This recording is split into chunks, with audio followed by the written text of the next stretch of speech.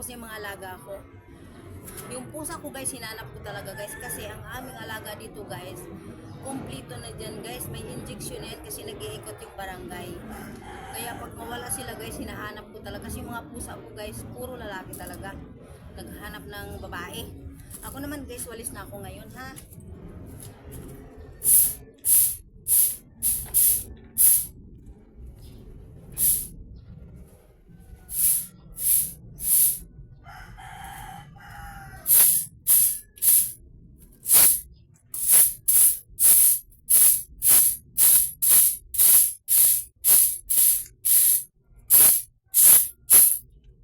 Kasi ang mga estudyante dito guys, mabait o iniiwan nila dito.